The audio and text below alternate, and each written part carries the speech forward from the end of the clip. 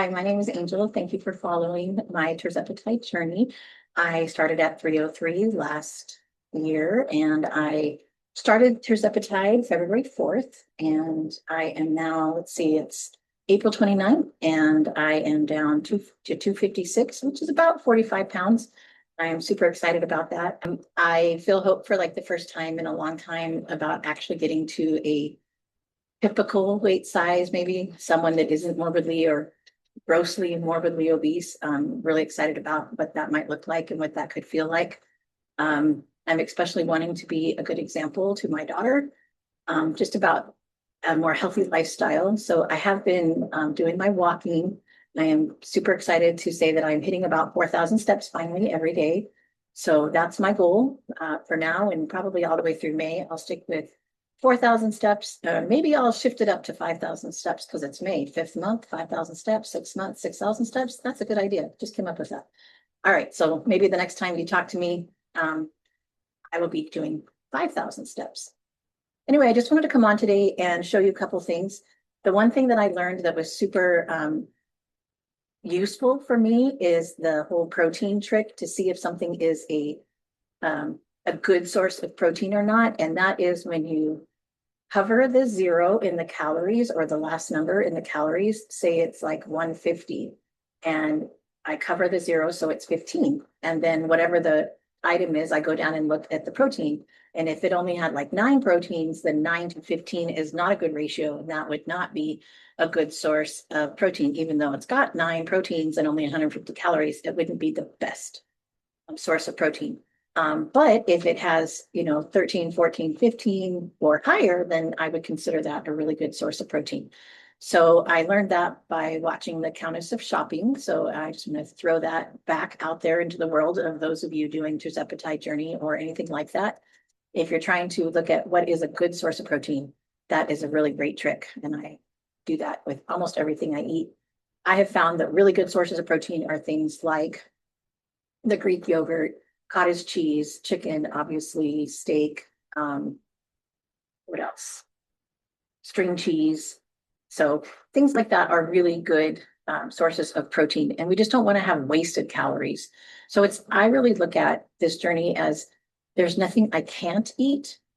The other day at a celebration at work, somebody brought in like a cookie butter, delicious looking cheesecake thing. And I was like, oh, cookie butter, that's my favorite. And I was like, you know what, Angel, have a bite. Don't have a piece, have a bite. So I took a bite out and, put it on my plate like everybody else would have taken a slice. And I tasted it and it was delicious, but I didn't need more than that. And I didn't waste any calories and I only count my calories, my protein, and my fiber. So that's what I do. That works for me. I use the app Me Again. It's free. I would pay for it if I had to, but I really like that it's free. And it does everything I need it to do. I can log my shot once a week. I can log my food every day. Sometimes I do have to go over to the MyFitnessPal and look up the food, protein, calories, and fiber, and then I just go enter it into Me Again. But Me Again's getting better with food, calories, and protein and fiber. It just doesn't have a lot of the brand name stuff like MyFitnessPal does. What else did I want to tell you today? Oh, I got a home gym ready to go. So I now have my recumbent bike. Thank you, Irma. And I have my treadmill that I got in there, just a really cheap treadmill. It was like $150 from Amazon. And it's exactly what I need. I don't need to be able to run on it. I just need to know that it's going to be able to handle my size and I can walk. And then I got a $25 TV and off the marketplace. And my friend Christina and her boyfriend put all that together for me. And I really am excited to have a home gym that is like one space for me to be able to lift weights and do my thing. I also have, let's see, I have them right here. I also have some weights that I could use during like a Zoom call or something like that if I'm in here. And I also have my vibration plate that I use really just to help my circulation more than anything. I don't really buy into or believe that it helps you lose weight. I don't think it's the same as doing like a million steps or something. I think that it really is really good for my leg circulation, which I've always had trouble with my leg circulation. And I feel a lot better on it. I don't get as many like where I feel like my hip or my legs, thighs are asleep, where they get kind of like they ache. Um, now that I use that vibration plate every day, I feel like just standing on it 20 minutes twice a day really does help. Something else I wanted to share with you, and those are our non-scale victories. So I went on an airplane to go see my new great nephew, the little Granger. Congratulations to the Velchek family. And so I got on the airplane, and I don't know about you if you're overweight, but I hate getting on an airplane, and yet I fly all the time. And it's the looks from people, or maybe I just imagine they give them to me, but it's that like, I don't want to sit by her because she's going to take up half my seat. And like, I really try not to. I almost always purchase a window seat so I can kind of scooch over and just kind of be in my own space. But this time I didn't feel like that. I just sat down. I didn't feel embarrassed and of my size. And I also did not need a seatbelt extender.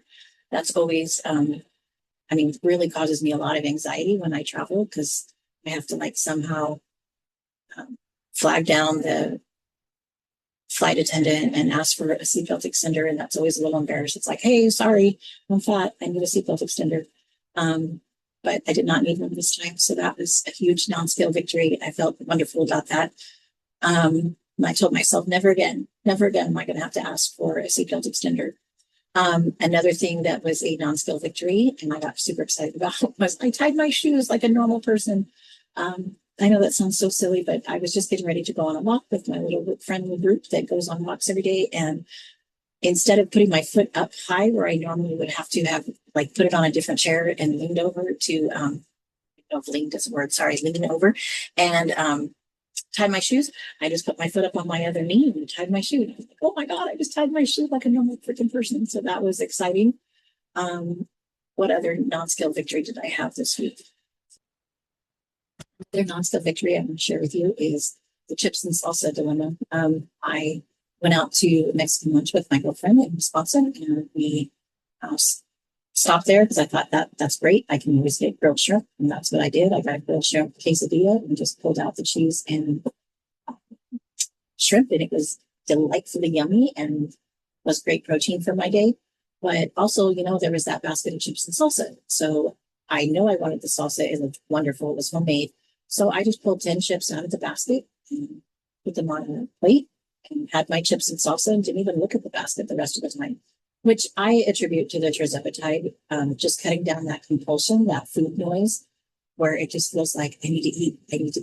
And I didn't feel like that at all. I just enjoyed my 10 chips, and maybe it helped that they brought the food out kind of quickly, but it was nice. It was nice to feel like, okay, I tackled that and it didn't have control over me. So I liked that. Anyway, if you have some non-scale victories that you want to share, please feel free to share them because I want to encourage you as well.